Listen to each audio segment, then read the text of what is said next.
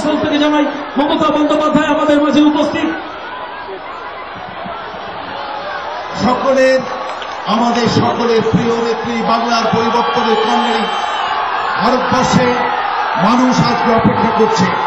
মমতা, তুমি এগিয়ে চলো, আমরা তোমার পাশে আছি। আমাদের নেত্রী এসে গেছেন। আমি আমাদের প্রার্থী, আমাদের সর্বক্ষণের সাথী অধ্যাপক সৌগত রায়কে তার সংক্ষিপ্ত কথা বলার জন্য অনুরোধ করছি।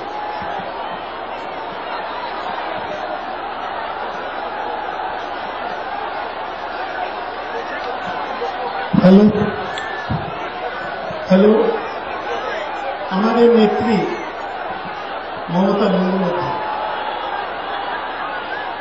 এখানকার বিধায়ক নির্মল ঘোষ, মঞ্চে উপস্থিত রাজ্যের মন্ত্রী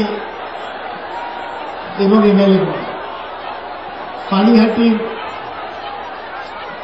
প্রিয় মা ভাই বোনেরা, আমাদের মুখ্যমন্ত্রী গত 1.5 মাস ধরে পশ্চিমবাংলার প্রতিটা কোণায় নিরবিচ্ছিন্ন ভাবে ভ্রমণ করছেন এবং আজকে আমাদের পানিহাটিতে এসেছেন। আমি প্রথমে স্থানীয় সাংসদ হিসেবে তাকে পানিহাটির মাটিতে স্বাগত জানাচ্ছি। 5 বছর আগে মমতা বন্দ্যোপাধ্যায় মনোনয়ন দিয়ে আমায় দমদম লোকসভা কেন্দ্রে লড়তে পাঠিয়েছিলেন।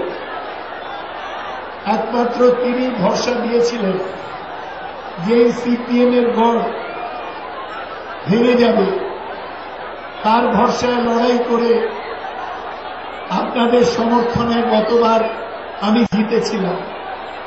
আমি তাকে তখন বলতাম যে সিপিএম এখানে গুন্ডামি করে, হারমাতগিরি করে।